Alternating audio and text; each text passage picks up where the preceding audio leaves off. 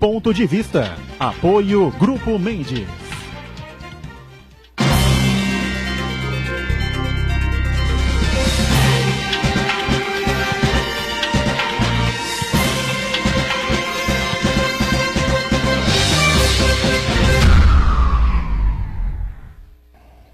Olá, estamos abrindo aqui mais um Ponto de Vista, você conferindo sempre com a gente de segunda a sexta, neste horário da 1h30 da tarde, a tradição da discussão política, não é? E da discussão dos temas importantes como saúde, educação, meio ambiente, transportes, mergulho, não é? Também temas importantes que estão sempre na pauta aqui da cidade, da região metropolitana, e o debate sempre aprofundado dos temas de interesse nacional que são sempre quentes, né, no dia a dia da combalida República Brasileira. Lembrando também que de segunda a sexta-feira você acompanha conosco, confere com a gente, né, a reprise do Ponto de Vista, sempre aqui na Santa Cecília TV, a partir das 20 horas, 8 da noite. Bom, o mundo inteiro acompanhou a dificuldade, né, o problema que envolveu aqueles meninos, 12 jovens, né, na Tailândia, que formam um time de futebol, mais o seu treinador, que foram passear numa caverna. De repente aconteceu uma enchente, né, com tanta chuva que houve por lá, eles ficaram presos e aí por 16, 17 dias aproximadamente houve a procura por eles. 2 mergulhadores ingleses os encontraram e depois toda aquela dificuldade para se resgatar, não é, os jovens de lá, os meninos de lá e o treinador também, né? Nós vamos tentar esmiuçar um pouquinho de tudo isso que aconteceu aqui, falando sobre a questão prática, né, como é que isso acabou se dando, porque o grau de dificuldade era tão grande quando a gente começou a acompanhar as reportagens que vinham da Tailândia, que a impressão que dava é que realmente o final ia ser dos mais tenebrosos, né? Mas depois a coisa acabou se encaixando, né, e os mergulhadores de vários países unidos conseguiram resgatar os 12 rapazes, 12 jovens, 12 meninos, mais o treinador, né? Agora estão todos hospitalizados, se recuperando bem, parece que não vai haver, fisicamente pelo menos, nenhum grande problema, né? Até o lado psicológico a gente também vai tentar abordar aqui no Ponto de Vista desta quinta-feira. Um prazer aqui à esquerda, a gente recebe o Marcelo Obeide, Marcelo que é instrutor de mergulho da Marsub e participa e colabora com a gente nesta edição. Tudo bem, Marcelo? Prazer revê-lo, hein? Obrigado, tudo bem, você? Tranquilo. Tudo bem. Quem participa conosco também é a Gisela Monteiro, psicóloga, né, e que vai tentar fazer com que a gente entenda direitinho, né, esse outro lado importante, né, como é que vai ficar a cabeça dos meninos, como é que pode ter ficado a cabeça desses meninos, o próprio professor, né, que acabou indo com os meninos lá para a caverna, embora ninguém o esteja culpando por conta disso, talvez ele se culpe, né, pela situação que foi criada, enfim. Tudo bem, Gisela? Prazer também ter você aqui. Tudo jóia, doutorão. Obrigado pelo convite mais uma vez. E o Marcos Santana sempre atento aí às redes sociais, está lá na ponta conferindo as nossas transmissões aqui do Ponto de Vista e a sua participação sempre com a gente aqui. Tudo bem, Santana? Tudo bem, boa tarde. Esse episódio é um roteiro pronto e acabado para um filme, com certeza, digno de grande bilheteria, né? Uma história de superação. E eu quero convidar você que nos acompanha ao vivo no Ponto de Vista a participar do programa, mandando sua pergunta, crítica, sugestão, pelo Facebook, Ponto de Vista, Codeira Boturão, ou por e-mail, contato@pontodevista.tv.br. O programa também pode ser acompanhado ao vivo na internet, santaportal.com.br/tv. As edições anteriores ficam disponíveis no nosso canal no YouTube, na nossa página no Facebook. E você que nos acompanha a reprise, uma boa noite. Boa noite para você que está na reprise, o mantra de todos os dias, 1h30 da tarde começa, 2h30 termina o Ponto de Vista e a reprise só vai para o ar às 8 da noite. Nesse espaço de tempo a gente nunca pode nem às vezes imaginar, não é, o que acontece na nossa república, né, especialmente na área política, né, e policial também, né? Bom, você já tinha visto alguma coisa parecida na vida, Marcelo? Quantos anos de mergulho, para começar? Com instrução de mergulho, eu estou há mais de 35 anos. 35 anos? 35 anos de mergulho. Vida, eu não era nem nascido. Não, né? Nem estava nem sendo nem concebida ainda pelos pais, né? Tá certo. Já tem bastante tempo. E esse mês, inclusive, a gente faz 25 anos da Marsub, que nós estamos com a loja escola operadora de mergulho, já formando aí quase mais do que 10 mil mergulhadores nesses 25 anos. Nunca tinha visto algo parecido? Não. Em termos de mergulho, resgate. Resgates acontecem... Sim, sim. Existem vários tipos de resgate em situação pouco difícil no mar, mas com total condições de serem recuperados sem problema nenhum.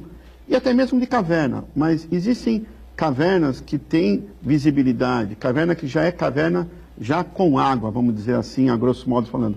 Agora, uma caverna que era de ar, não tinha água, de repente água de chuva, uma água barrenta total, que não se enxergava o relógio, não enxergava nada, foi inédito assim, total, e com muita sorte desses meninos, do treinador, graças a mais do que 90 mergulhadores trabalhando, 90 mergulhadores trabalhando em cima desse resgate, inicialmente já quase que considerando impossível serem resgatados pelo mergulho, tentando outras alternativas, tentando outras maneiras, até o momento falou, não, vai ser pelo mergulho, equipamentos especiais, equipamento específico para fazer esse resgate, mas lembrando uma série de fatores como a idade dos meninos, alguns nem sabiam nadar, nem contato com água, nunca viram equipamento de mergulho, e principalmente a debilidade, a situação física e principal mental deles.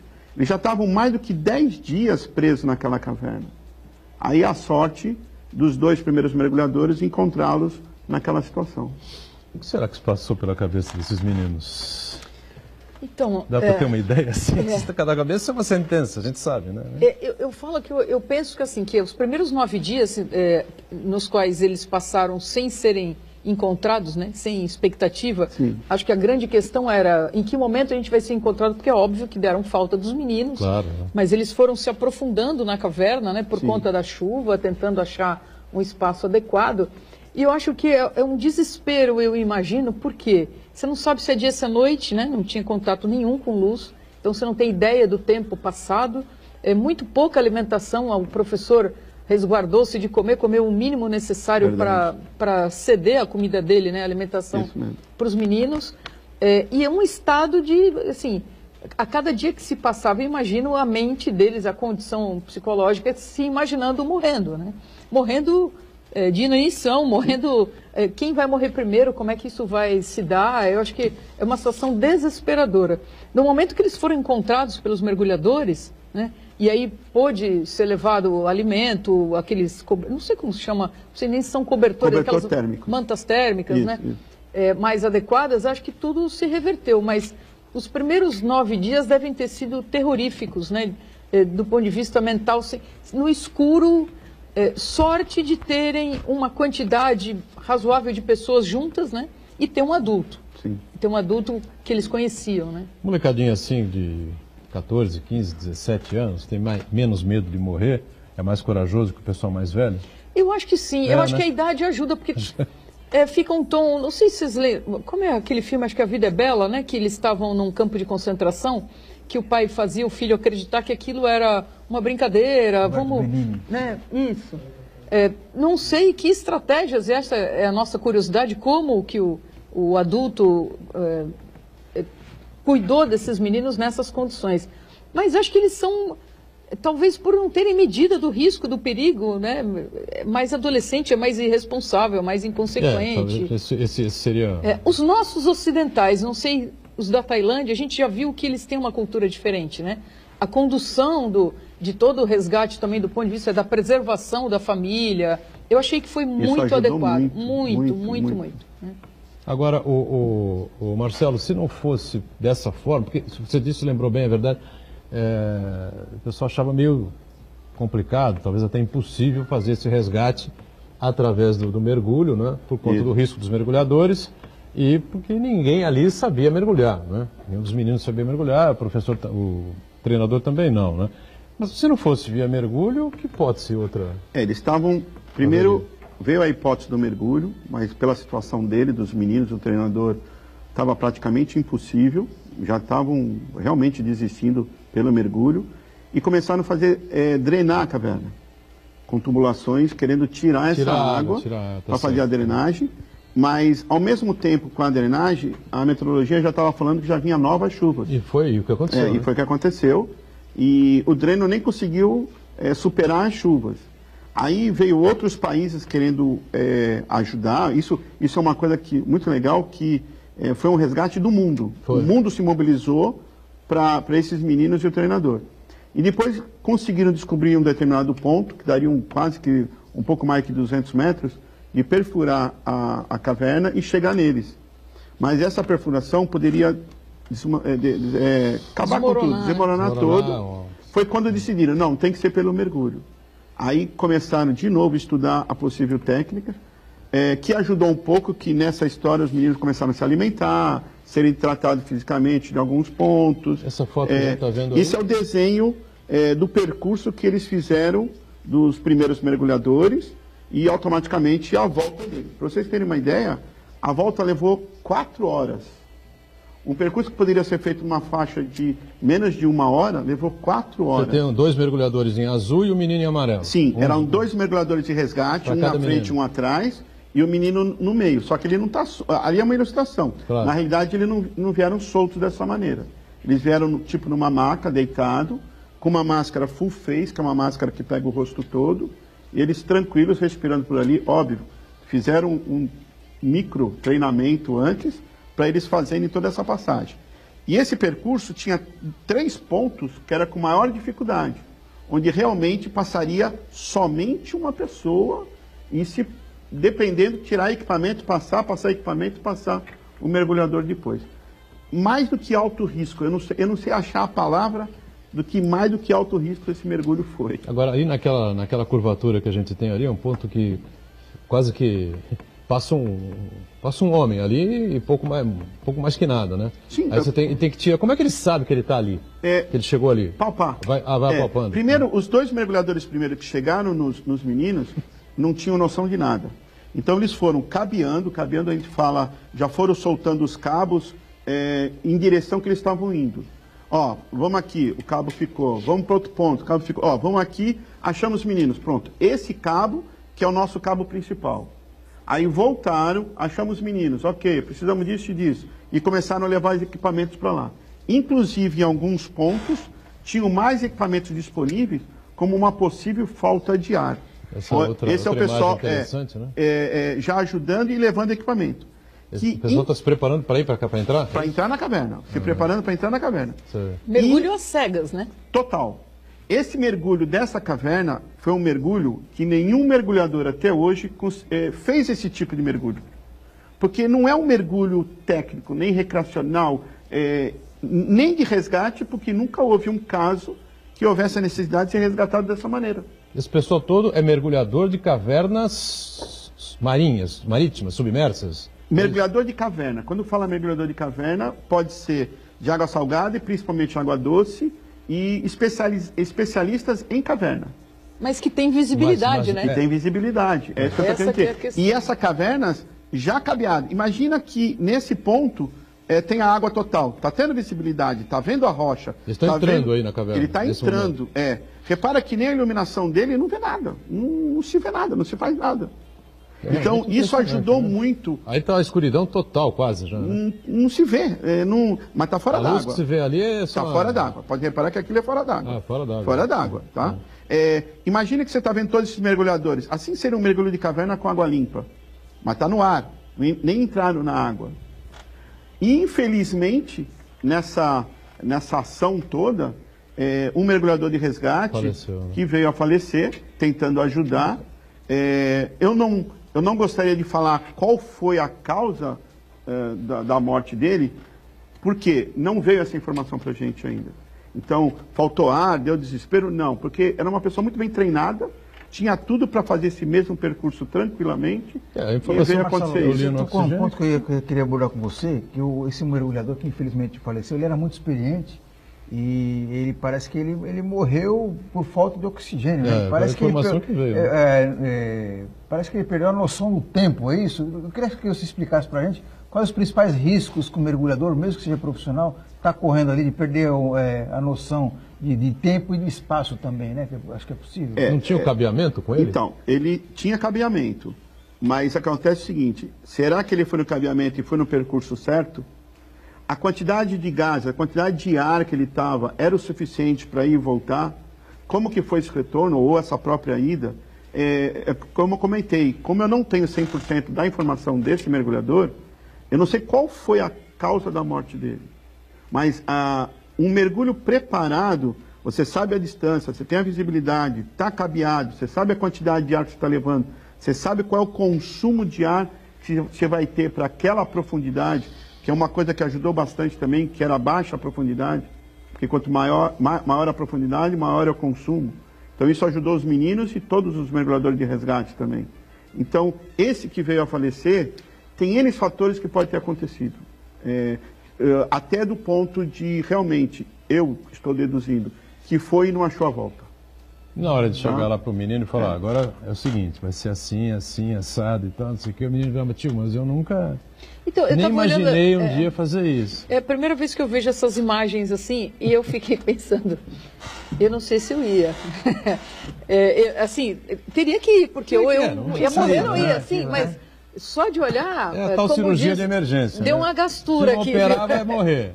Não, então vamos que vamos. Se operar, pode ser que morra, então... Não, e sorte de serem crianças miúdas, né? Sim, quer dizer, ajudou bastante. Exatamente. Magrinhas, né? Ajudou bastante. De serem fácil de conduzir.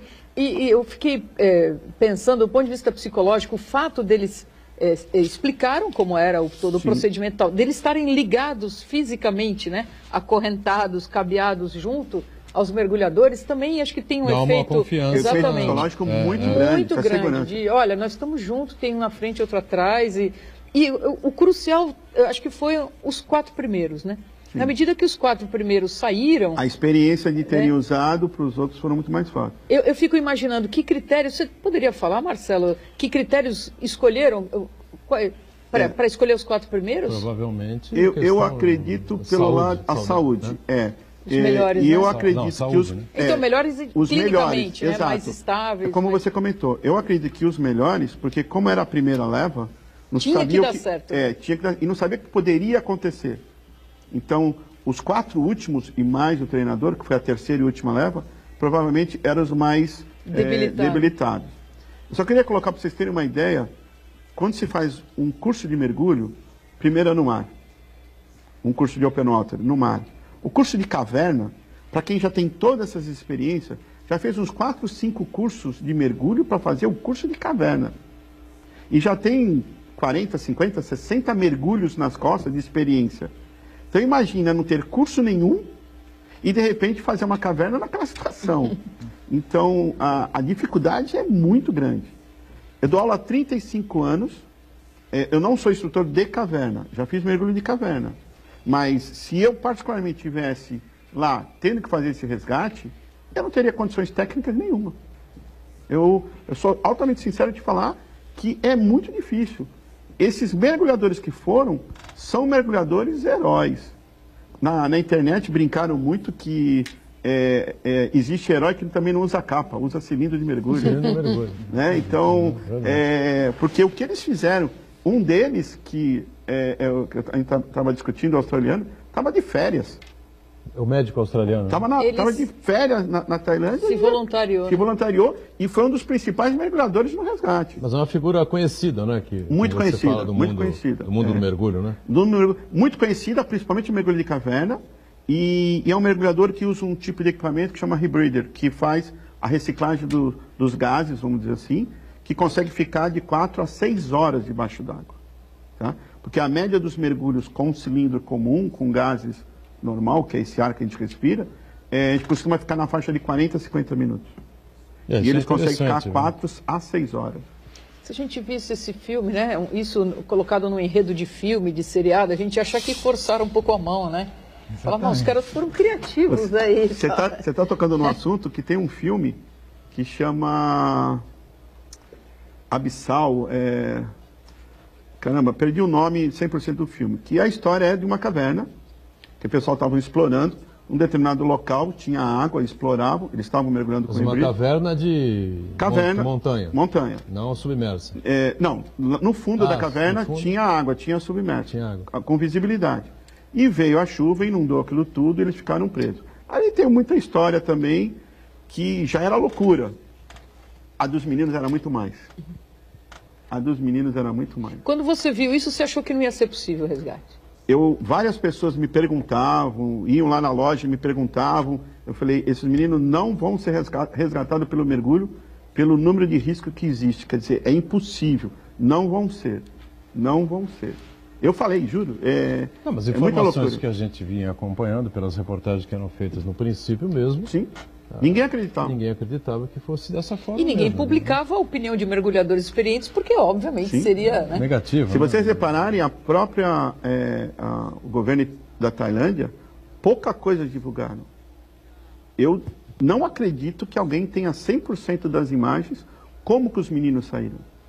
Os meninos não foram divulgados os nomes dos 4 primeiros, nem em seguinte, para não afligir, nem debilitar a família. Também, né? Você tocou no sem luz, sem nada, os meninos ficaram agora no hospital com os olhos tampados para se acostumar com a luz de novo. É muita coisa, é muito 17 risco, dias muito... sem ver a luz, evidentemente. Chegou a estourar 18. Chegou a Chegou a estourar bater 18 dias. 18 dias. Foram 8 dias, 10 dias presos, 8 dias de trabalho de resgate. Vamos fazer o nosso primeiro intervalo aqui, o break. A gente volta em instantes, né? Com a sequência aqui do Ponto de Vista. Já, já.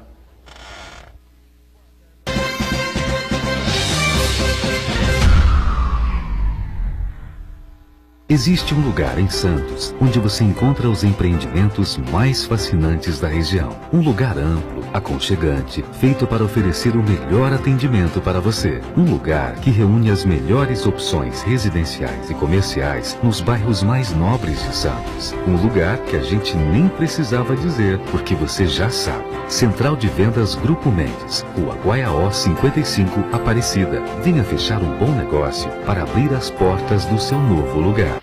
Assista esta semana no Releitura, entrevista com a jornalista Vera Leon, contando várias histórias para o jornalista Gustavo Klein. Releitura, sábado, 4h30 da tarde, aqui na Santa Cecília TV. A Unisanta vai realizar o 10º Congresso Brasileiro de Iniciação Científica, COBRIC, dias 25 e 26 de outubro. Criado com o objetivo de despertar vocação na área da pesquisa e estimular a produção científica de alunos de ensino médio e graduação em qualquer área do conhecimento. Inscrições gratuitas e trabalhos científicos até 25 de setembro pelo site www.unisanta.br/Cobric. Universidade Santa Cecília, primeira da Baixada em ranking mundial sobre excelência de pesquisas. O melhor remédio contra a crise é acreditar. Anuncie na Santa Cecília TV, a TV que não para de crescer. Ligue 3202-7107.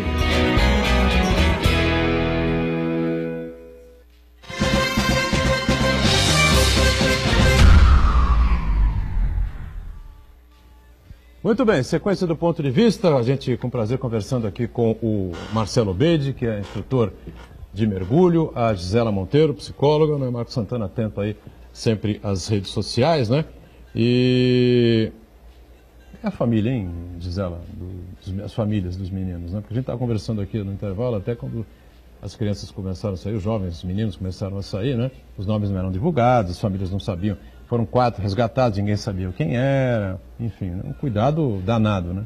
Eu achei extremamente adequado a forma como eles conduziram. Eu não sei se houve psiquiatra, pediatra, psicólogo junto à equipe para orientar esse tipo de conduta. Eu acho que tem uma coisa da cultura tailandesa ali, mais oriental, de costumes que não são os nossos, né?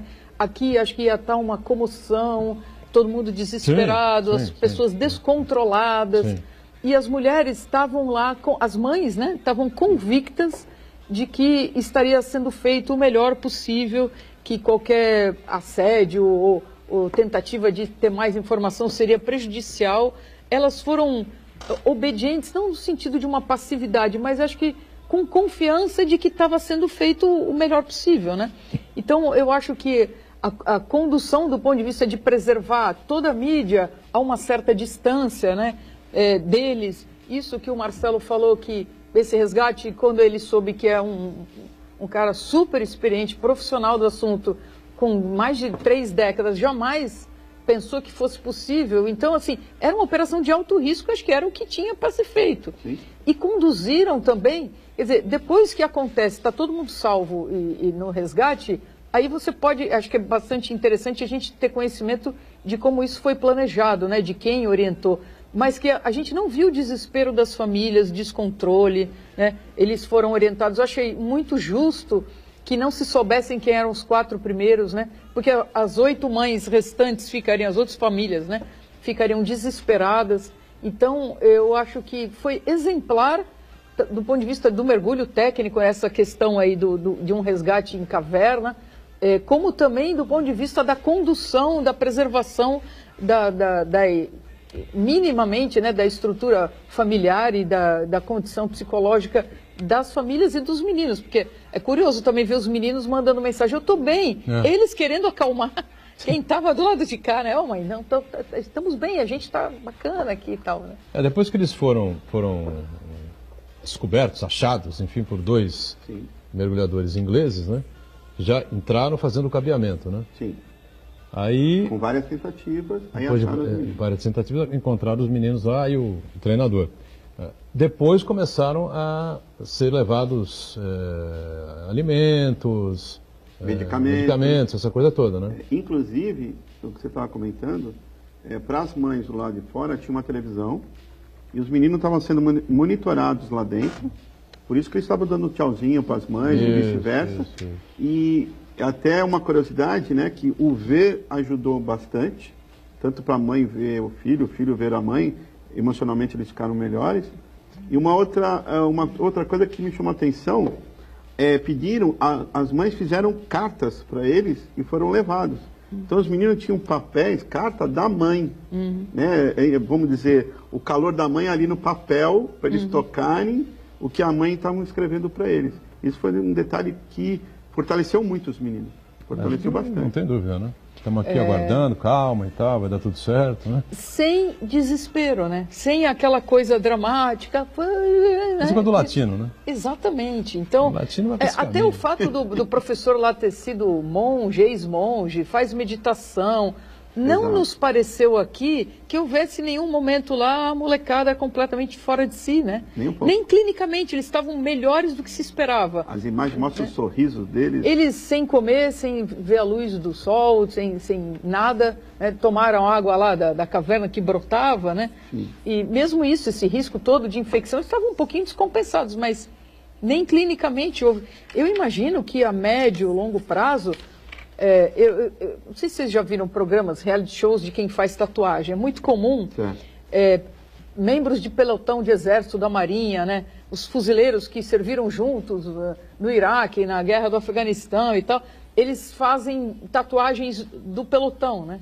Membro do 6º pelotão, sei lá de qual tal. Eu imagino esses meninos com esse tipo de vinculação, sabe? Para o resto da vida. Acho que sim, né? A gente estava aqui falando... Jamais esquecerão desse momento... Ou desses dias, né, vividos lá dentro da caverna, né?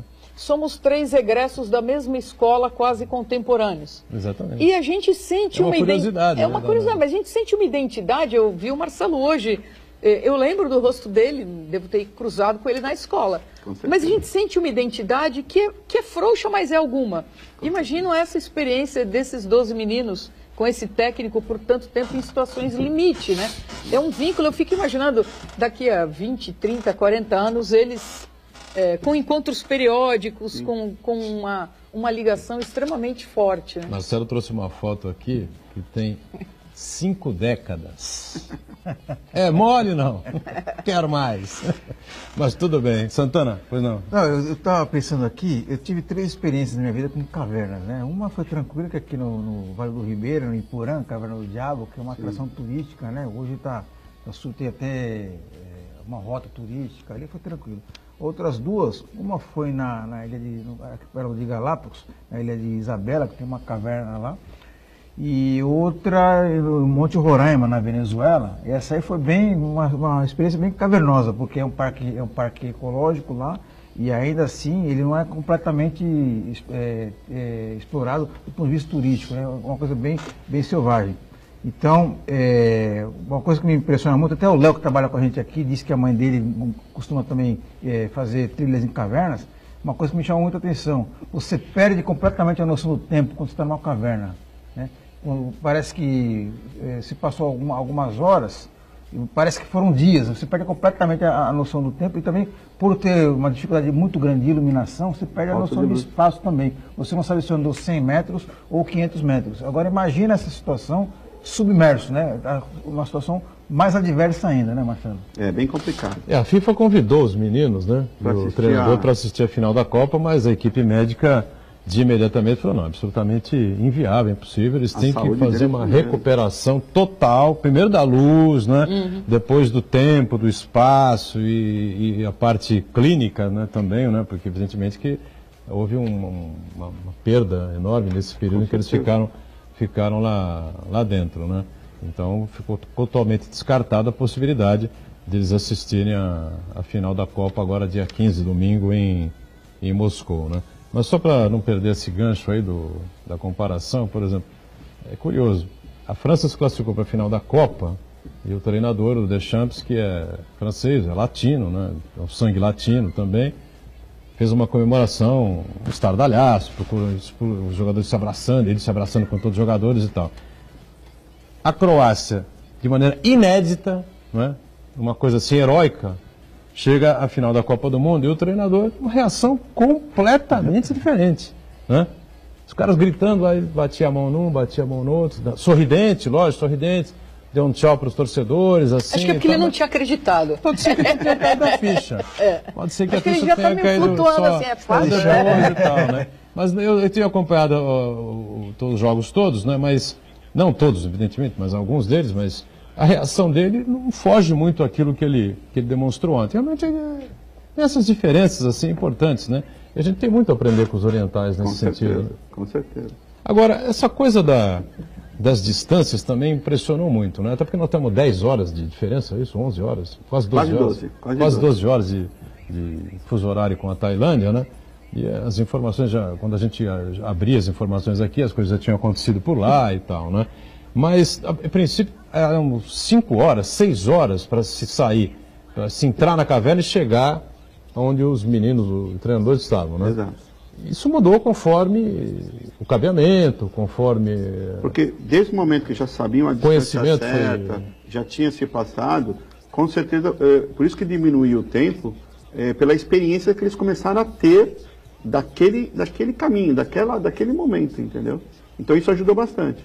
Como eu te comentei, estava previsto, de onde os meninos estavam para fora da caverna, mais de 6 horas. Os 4 primeiros, que foram os mais difíceis, conseguiram em 4 horas. A segunda turma, os outros 4, já vieram com mais... Deu as mesmas 4 horas para todo mundo. Tanto é que a terceira turma, já não veio 4, já veio 5, já conseguiram sair todos. As imagens aí que estão no ar agora, Marcelo? Aí, essas imagens. Essas imagens... É o Richard Harris em ação. Mas não é na caverna onde estavam os meninos. Não, é outra caverna. É outra caverna. É isso que eu estou querendo dizer. Essa é uma caverna de mergulho, uma caverna... Olha a visibilidade, olha o cabeamento. Água limpa. Água limpíssima, limpíssima, altamente cristalina. Nem nessa entendeu? eu iria. É um mergulho maravilhoso dessa maneira. Isso, se você reparar, eles inclusive usam mais do que um cilindro, que eles usam cilindros nas laterais, onde você pode jogar o cilindro para frente e passar pelas passagens da própria caverna, de um salão para outro. Nessa caverna do incidente lá? Não. Todo tipo de caverna. Essa caverna são cavernas exploradas com visibilidade. Tá. Hoje nós temos caverna aqui no Brasil, nós temos na região de Bonito, nós temos cavernas na Flórida, na região de Orlando, que chama Disney Spring, nós temos cavernas no México, perto de Cancún, Cozumel. Com mel. Galápagos tem também mergulhos que dá para fazer maravilhosos, mas dentro da própria várias cavernas, você tem caverna para iniciante mergulhador de caverna, caverna para mergulhador com um pouco mais de experiência, até chegar numa caverna top mergulhador com vários mergulhos, várias horas de caverna. Lembrando, mergulho de mar é uma coisa, de caverna é outra. É dividido, que é totalmente diferente, até alguns equipamentos mais específicos. Imagina os meninos naquela situação. Agora, quanto tempo de ar, né? Quanto tempo tem um mergulhador com um cilindro desses aí que foram utilizados? Aí que tá. Eles usaram vários cilindros, o mesmo que a gente usa no mar, que quanto maior a profundidade, maior é o consumo. O mergulho de 10 metros, 15 metros, nós vamos ficar na faixa de uns 40 minutos de mergulho. No caso 10 metros, 15 metros? De 15 metros de profundidade. Nesse caso dos meninos, e era a profundidade baixa, mas a situação, eles estavam com vários cilindros, como mostra a imagem, que eles estão 2, 3 cilindros, ou o australiano estava com esse rebreather, que recicla o ar, aí você fica 4, 5, 6 horas dentro d'água. Então, mas entrou na caverna com esse... Com o rebreather. Rebreather, que você citou. Sim. Aí ele vai 1 hora e pouco, 1 hora e meia, ele chega nos meninos. Sim. Então aí tudo bem. Tá e ele sossegado. pode voltar com o mesmo equipamento. Pode voltar com o mesmo equipamento Mesmo que não vai acontecer nada. Mas para os meninos ia trocando, né? Tinha umas áreas... Então, mas em alguns momentos eles... Ó, tá vendo que os cilindros estão nas laterais dele? E eles cabearam e deixaram cilindros nesse cabeamento no percurso, para serem trocados ou numa emergência ser pego também para ser usado. Então, agora, não pode ter num mergulho de caverna está debaixo normal. do braço deles, tá vendo? Chama side mount, é um estilo de mergulho chamado side mount. Ele tem um desse lado e outro do outro lado.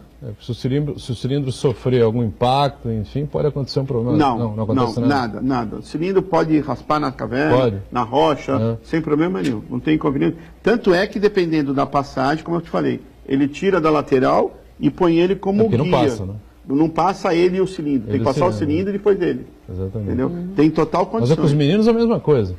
Os meninos não, porque eles estavam deitados, tipo numa maca, com uma máscara full face, deitados. Eles estavam respirando por onde? Pelo cilindro? Mas onde estava o cilindro? No meio das pernas deles. No meio das pernas. Na maca. Tá. E a outra grande vantagem, repara que aquelas cenas, está o mergulhador com uma máscara e com o segundo estágio, que é o regulador na boca. O segundo estágio, dependendo do desespero ou da parecida, pode cair da boca. Mas o que foi feito no menino? A full face, que eles respiravam pelo nariz e pela boca. Porque no mergulho comum com máscara e regulador é só pela boca. Para não ter risco de cair. Não tem nem risco. Vamos imaginar que eles entrassem em algum desespero muito grande até o ponto de um desmaio. Não teria problema, porque desmaiado está respirando. Estaria com a full face, continuaria o percurso, que não teria problema nenhum. Ninguém sabe se houve algum problema desse tipo. Exatamente. Não foi nada divulgado. Não foi nada divulgado. Mas à frente a gente vai poder saber com riqueza de detalhes. Aqui? Você fica à vontade, você está aqui para participar. A gente ouviu, eu fui falar na Bandeirantes, então me perguntaram sobre, não analgesia nem anestesia, mas uma certa tranquilizada neles, que houve comentários que eles tomaram algum tranquilizante e tal. Tomaram? Tomaram, verdade. Porque eu fiquei preocupada, justamente, eu não tinha entendido que eles tinham sido transportados em macas. Sim. Ou seja, eles estavam passivos, né? Sim. Estavam deitados passivos. A ideia do que porque se eles tivessem, eu penso, se eles tivessem que participar efetivamente, nadando minimamente, eles não poderiam estar com nenhum tipo de tranquilizante. Não mas com a máscara que cobria todo o rosto, deitados, com o cilindro no meio da perna, eles foram... Quando eu falei maca, para não falar o nome certo, na realidade é um saco onde eles estavam colocados nele. Mas com um suporte para deitar, né? Exatamente. Então eles podiam estar passivos dormindo. Ali. A ideia é que eles dormissem. A ideia é que eles estavam conscientes do que eles estavam fazendo. Vamos pegar uma pessoa que fazia uma cirurgia. Vai tomar anestesia. Eles foram dormindo mesmo, 7, 8 então? Horas. Não foram dormindo. A ideia é como se tivesse... Entre Júpiter e Saturno. Eles estavam relaxados. Entendi. Para fazer esse percurso. Tipo, vamos dar uma descansada? Vamos. Então deita aqui. E foram embora.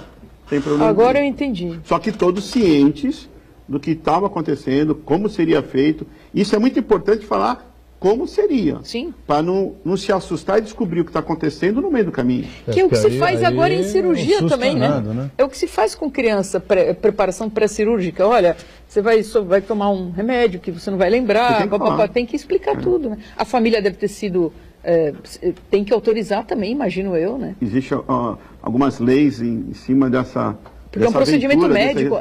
Com certeza. Precisa saber se nenhum deles tinha alguma alergia, alguma reação que pudesse complicar. E a quantidade de tranquilizante que é proporcional ao peso também. Mas esses 8 dias que eles estavam se alimentando, sendo tratados, com certeza tudo isso foi pesquisado um a um. Provavelmente você recebeu uma dose, você outra dose. Porque tinha um médico com eles padrão, lá, né? Claro. Tinha, o australiano era médico. É médico. Né? É médico. Mas eu li que um deles ficou com eles, quase que ou se revezaram, mas sempre tinha um médico junto lá. Sempre tinha 2 pessoas lá. Na realidade tinha os 12, o treinador e mais 2 mergulhadores de resgate. Tipo, ficaram ali. Entendi. Né? Aí os outros vinham revezava, né? revezava com esses 2 que ficavam para poder retornar e fazer todo o preparo. Todo o preparo. Numa cirurgia, dependendo, claro, do grau de dificuldade, você toma anestesia para 4, 5 horas, outros tomam para 8, 9 horas, enfim. Então, mas você toma e fica monitorado, né? Com o anestesista do lado ali, medindo a tua oxigenação, pressão arterial. Totalmente atípica. Atípica. Ali, nesse transporte dos meninos, essa maca, ou esse saco improvisado que se transformou numa maca, enfim, era o interessante que eles ficassem relaxados, ou até dormindo. Para ajudar os mergulhadores de resgate. Ajudar os mergulhadores e para não ter pânico, né? Uma crise de pânico qualquer ali naquele momento, né? E pudesse atrapalhar e botar em risco, mais risco ainda, a operação já tremendamente arriscada. Mas aí tinha que saber exatamente, por exemplo, da entrada da caverna até onde eles estavam, você falou 1h30, mais ou menos, e na volta, quanto tempo foi mesmo?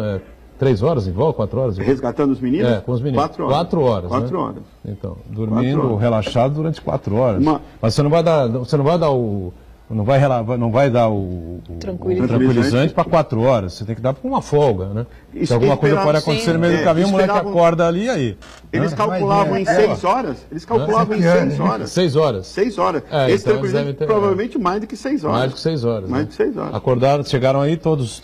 Por isso que saíram de ambulância direto. Ninguém teve nem contato. Oxigênio direto. Eu acredito que, comenta-se, como eu não conheço a região, que daqui 4 meses, que não vai ter época de chuvas e nada, que aquela água vai sair e vai ficar como era a caverna, né? Que isso acontece de tempos em tempos. É cíclico, né? Então, eu acredito que daqui 4 meses vai ter muitas respostas desse caminho. O que aconteceu por causa disso, por causa daquilo, por causa do ambiente que vai ser visto sem água. Eu li hoje na Folha que eles vão transformar num museu do resgate. Isso eu não tinha visto. Muito bom. No museu. E se a gente parar para pensar, viu, Marcelo e Gisela, o professor levou as crianças num período que não deveria chover tão forte assim. Exatamente. Né? Que tem um período lá das monções, quando chove muito forte lá no Sudeste Asiático. E isso me faz pensar que, na verdade, acho que estamos sofrendo mais uma consequência dessas mudanças climáticas que acontecem no tempo, que bagunçam completamente o clima do planeta. Né? Alguns meses atrás, a gente recebeu a notícia de que nevou no deserto do Saara, né? E essas chuvas fora de época, não só no Brasil, mas no Sudeste Asiático, acho que tem muito a ver com essas mudanças climáticas, quer dizer, o ser humano mexendo indevidamente no planeta. Né? Não, com certeza, né? Nesse período em que você está citando que as chuvas, realmente deve se dar aqui uns 20 dias, né? Que realmente deve ser o período que eles estão acostumados com essas chuvas mais fortes, evidentemente que o treinador não ia lá para dentro da caverna com a molecada, né? Isso também me passou pela cabeça, depois eu obtive essa mesma informação que o Santana coloca aí. Vamos fazer mais um intervalo? A gente volta daqui a pouquinho aqui na sequência do Ponto de Vista em instantes.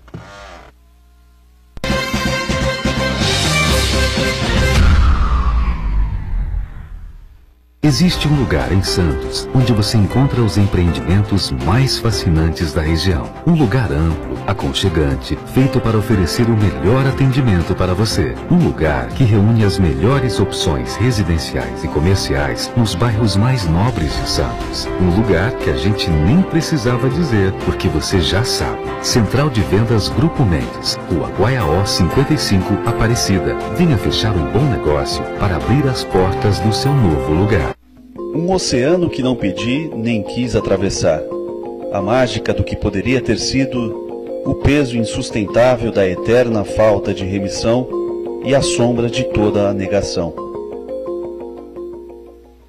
O livro das arquibancadas, a Presidência 2002 de Marcelo Teixeira, está à venda na Unisanta com preço promocional de lançamento. A obra indispensável para os amantes do futebol e do Santos Futebol Clube pode ser adquirida no Centro de Atendimento Integrado, na Rua Oswaldo Cruz, número 300, das 8 da manhã às 8 da noite, de segunda a sexta, e aos sábados, das 9 às 11 da manhã. Se você quiser, pode pedir pelo e-mail tesouraria@unisanta.br e receba por Sedex, ou nas livrarias Nobel, Martins Fontes e Realejo em Santos. Das arquibancadas, a Presidência 2002 de Marcelo Teixeira. Adquira o seu agora mesmo.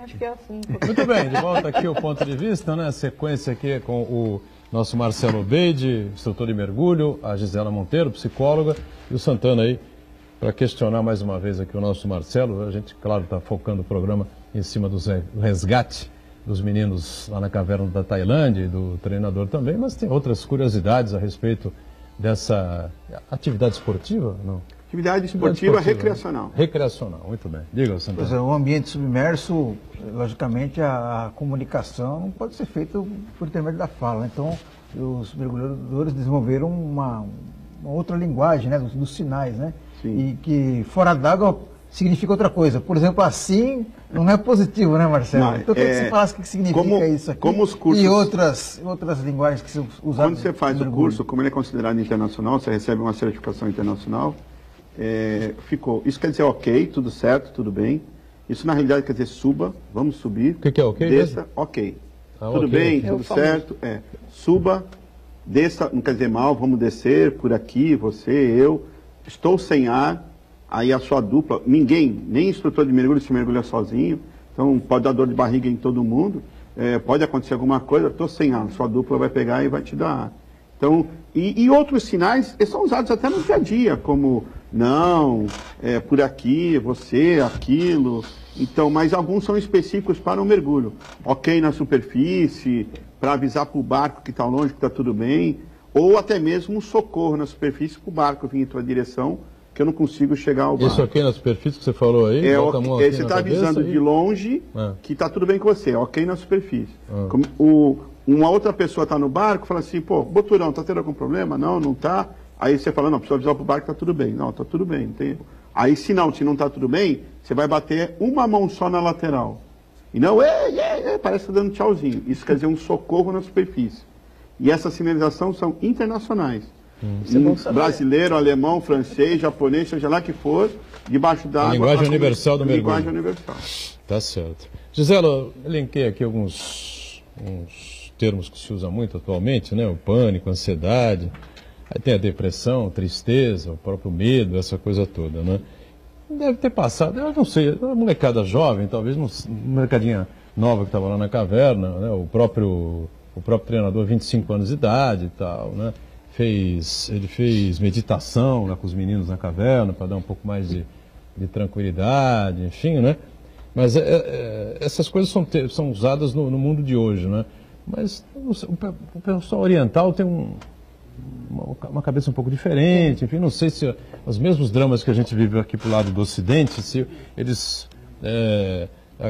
também sofrem do lado do Oriente. Mas depois de uma experiência dessas, síndrome do pânico, por exemplo, não sei, são coisas que podem vir a acontecer, né? Então, podem. Mesmo com o resgate sendo um sucesso, essa coisa toda. Quando né? a gente fala, por exemplo, essa coisa do adolescente tradicional, da crise do adolescente, que é aborrecente, que é um termo horroroso para se falar, a gente está falando de um recorte de uma população ocidental, urbanizada, sabe? Que tem um certo perfil uniforme. Na Tailândia, no Oriente, a gente tem incidência de doenças, por exemplo, de transtornos alimentares muito diferentes do que a gente tem aqui. Então, por exemplo, até a síndrome do pânico, o pessoal da psicanálise questiona se existe uma síndrome do pânico ou se é uma crise de angústia, né? Tem toda uma indústria farmacêutica interessada em novidades psicopatológicas para medicar tudo, né? Então, a pessoa pode ter uma crise de angústia, né? Cada uma dessas coisas que você falou daria para falar 1 hora, mas vamos pensar nesses meninos, nessa experiência. É claro que tudo que a gente falou, o desespero, o medo, né? Se tem uma das coisas que a gente, que é da humanidade, é a capacidade de adaptação, né? E a luta pela sobrevivência. Por isso que os suicídios não são tão estranhos e tão incompreensíveis. A gente está falando aqui de um mundo inteiro querendo salvar, preocupado em salvar 12, 13 pessoas, e de repente uma que aparentemente é saudável, tem a sua vida, tal, lança a mão da própria vida, né? Verdade. Então, o instinto de sobrevivência e com ele a nossa capacidade de adaptação, a gente tem histórias aí de pelotões de pessoas lutando na guerra. A Segunda Guerra durou 6 anos, né? Os caras naquela situação de frio, de fome, de doenças, situações horrorosas. Então, a nossa capacidade de adaptação do ser humano biológico, ela vem para isso, né? Para que a gente sobreviva. E esses meninos, como eles são pessoas em desenvolvimento, eles ainda têm muito mais tempo de vida, né? A não ser que outras coisas acometam, mas é muito provável que eles vivam até 60, 70, 80 anos.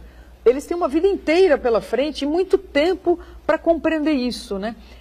Quando o Marcelo estava falando deles terem tomado tranquilizantes, fiquei pensando, porque aí você não tem a experiência subjetiva de ter passado por aquilo.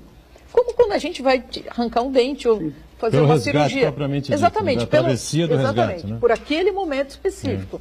Você dorme e acorda sem um dente, você dorme e acorda sem a vesícula. Quem faz cesariana fica acordado, mas como é que tiraram o nenê da minha barriga? Dormiram na caverna, cheia d'água, né, com expectativa baixa. Alguém bateu um papinho, acordou do lado de fora, né? Ou talvez no hospital. Provavelmente no hospital. Né? No helicóptero, no hospital, na ambulância, provavelmente no hospital. Mas toda a vivência anterior foi experimentada por eles.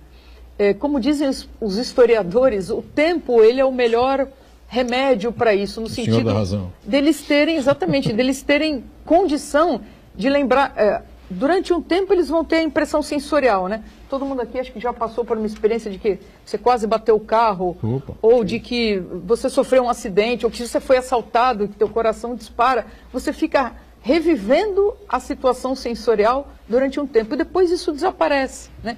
Então é preciso o tempo, e eu imagino que com a cultura, pelo pouco que a gente pôde ver, com a idade deles e com o cuidado que está se tendo com as famílias e com eles, que eles vão se recuperar inteiramente, a não ser em algum caso específico, assim, não dá para falar, não conheço todos, mas eu acho que eles têm uma chance total de recuperação a médio ou longo prazo, recuperação que significa de viver a vida normalmente, de trabalhar, constituir família, ter amigos, prazeres, hobbies, né? Eu acho que... Com certeza. Agora é impressionante, né? Durante os primeiros 9 dias, né? Tanto os meninos, principalmente os meninos, né? Nem tanto o treinador praticamente comeu nada, né? Que dava alimento. Eles estavam indo para uma... Eles foram fazer uma festa de aniversário de um deles que fazia 17 anos, não é isso? Verdade. Aí tinha salgadinho, quer dizer, não tinha alguma coisa de alimento. Aqueles alimentos de... Não sei se tem coxinha na Tailândia, né? Na Tailândia também, não sei, empadinha. Era um lanchinho, né? Pra ia logo ali e voltava. Maravilha de queijo. Bolo de aniversário, talvez refrigerante, não sei se tem refrigerante, como é que se a Coca-Cola vai lá, suco, essa coisa toda, né? Mas era o que tinha, pô. Sim. E eles ficaram lá e sobreviveram 9 dias aproximadamente, ou 10 dias, né? Até que conseguiram montar aquela estrutura, aquele esquema para medicamentos, água, né, e alimentos. Eu vi um comentário que eles estavam quase já querendo tomar água barrenta. Água barrenta. Quase, não chegaram a tomar. Mas já estavam quase no nível de tomar aquela água, que não tem mais água para beber. Já estava nesse nível. E o treinador realmente, como você comentou, ele cedendo o alimento que tinha, o pouco que tinha, para os meninos. E para ele quase que... E estar em grupo, né? Tem aquele filme do Tom Hanks, O Náufrago, que ele pega a bola de vôlei e chama de Wilson, né? Porque ele precisava se relacionar com alguém. Então, o fato dele estarem em grupo, aquilo é genial, né? Você sabe melhor do que era aquilo, que eu acho que não deixou ele meio... Sim. Porque ficar sozinho numa ilha e não sabe quando volta, é a mesma coisa dos meninos. Quer dizer, mesma coisa não, que os meninos tinham... Então, companhia. Muito menos tempo também, né? Não, e entre eles, para aquele calor entre eles e a conversa entre eles, né? Gisela, você lembrou de um filme, vou lembrar de outro filme, que eu acho que mostra muito bem, um outro aspecto que a gente pode falar sobre esse assunto, que é como uma pessoa reage numa situação de crise. O professor, o tempo todo, ele manteve o controle, não só dele mesmo, mas do grupo ali, para evitar o pânico, para evitar o controle do que era possível ser feito no momento. Eu lembrei de um outro filme, o Titanic, em que na hora que o barco está afundando ali, tem um rapaz ali, que era o namorado da mocinha, que o barco está afundando e ele quer escapar de qualquer maneira e fura a fila do bote de resgate ali, e pega uma criança no colo e quer escapar, salvar a própria pele, né? Quer dizer, numa situação de... Que lá era o almofadinha, né? O almofadinha, o riquinho da história e tal, né? Então, é numa situação de crise, assim que a gente percebe como é que a pessoa reage, né? A gente tem hoje exemplos dos dois extremos, né? De pessoas extremamente mesquinhas, gananciosas, horrorosas, sádicas, coisas terríveis acontecendo. Aliás, eu vi outro dia um filme no Facebook que era de um jogo de futebol feminino, que estavam falando na Copa do Mundo, né? Ah, porque a quantidade de faltas e tal. Tinha uma jogadora número 15, uma loira, É inacreditável o que ela faz no campo. Ela arranca pelo cabelo as outras. Ela super agressiva. Ela chuta, ela empurra, ela arranca. Então, você tem coisas horríveis e você tem exemplos de generosidade, desprendimento, como esse australiano que era um expert que calhou de estar justamente ali naquele momento, aquelas coincidências. Então, é isso. Em momentos dramáticos, a coisa pior que acho que poderia acontecer do ponto de vista psicológico era a perda do controle, era o desespero. E, no caso do professor, o adulto, teoricamente, é quem dá exemplo, né?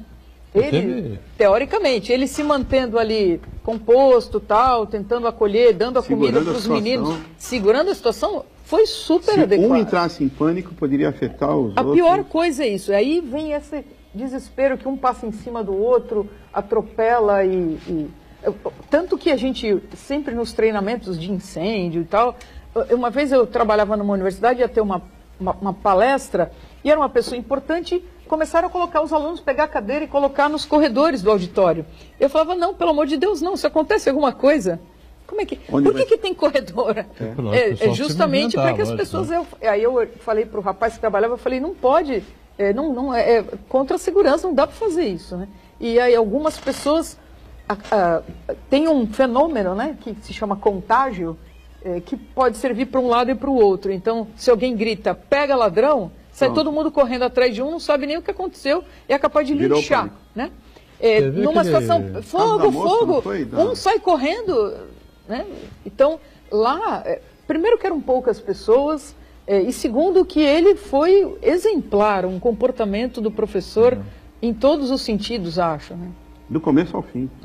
Nós tivemos um caso terrível que foi aquele acidente aéreo nos Andes, né, em que alguns sobreviveram e a situação era tão grave. Você falou dos meninos e do treinador quase beberem água barrenta, mas ali eles comeram carne humana. Foram canibais. Né? Foram canibais, comeram carne humana, enfim, porque estavam morrendo simplesmente iam morrer de inanição. Né? Ou come, né? Ou come, não tem saída. É tal negócio, né? É morrer, esperar pela morte ou fazer algo que você nunca imaginou na vida que pudesse fazer, né? Aí foram ao Vaticano depois, o Papa os abençoou, aquela coisa toda, enfim, né? O perdão da igreja, não sei o que e tal, mas... até acho que eles precisavam daquilo, né? De alguma coisa que dissesse, vocês não cometeram nenhum crime, não pecaram, vocês fizeram o que tinham que fazer, então, acabou. Realmente as pessoas já tinham falecido, já tinham ido embora, não estavam mais ali. Porque, e tal, do ponto de vista do funcionamento mental, né, cerebral, sem aporte nutricional, sem água, você também. Não sei se você lembra daquele primeiro. Né? Aquele reality show lá, um dos primeiros, Sem Limite. Survival, né? Sem Limite, não, um brasileiro. No Limite. Um dos caras, um deles começou, achou que ele era o Rambo, ele amarrou uma fita e tal. Por que não? Porque ele surtou por conta de deficiência, né? De proteica, não sei exatamente de que substância, mas o cérebro precisa de nutrição adequada para funcionar. E aí a pessoa alucina, delira, né? E nesse caso, não é que eles tenham comido por delírio, mas por necessidade, né? São as opções que se mostram, né? Sem dúvida nenhuma. Mas situações em determinadas situações é que o ser humano reage adequadamente ou não, né? Sim. Ou assume o que tem que ser feito na hora, a única coisa que pode ser feita na hora. Agora, eles mostraram realmente muita capacidade, muito desprendimento. E aquela coisa, a gente já discutiu isso aqui, já falou sobre isso aqui, mas é a cultura oriental que é diferente da nossa, né? Não sei se fossem meninos ocidentais, ou americanos, ou ingleses, ou brasileiros, ou mexicanos, se teriam como é que eu posso dizer? Discernimento, autodisciplina. Também tivemos um episódio semelhante, agora as proporções, aqueles mineiros no Chile, né? Chile, ficaram dias lá, né? Também ninguém caiu em desespero ali e tal, né? O resgate foi feito com sucesso, né? Aqui teríamos muitos políticos depois querendo pegar os dividendos, né? Da ação. Teria isso. Bem, né? Na própria situação do resgate, já teria muita gente querendo aproveitar a situação. Isso. Com certeza. E não foi, graças a Deus, que não aconteceu. Muito bem. Marcelo, prazer rever você aqui, tá certo? Obrigado pelo convite. Obrigado pela participação, pelos esclarecimentos. Sempre. Muito legal, Marcelo Obeide, que é mergulhador e é instrutor de mergulho. participando e colaborando com a gente aqui. Gisela, também ótima participação, como sempre. Obrigado, viu? Eu que agradeço. Aprendi muito. Aprendemos todos. Marcos Santana diariamente conosco, a gente com você, né? O ponto de vista aqui na Santa Cecília TV, de segunda a sexta, 1h30 da tarde, sempre programa ao vivo, e a nossa reprise às 8 da noite. Obrigado, gente. Tchau, tchau.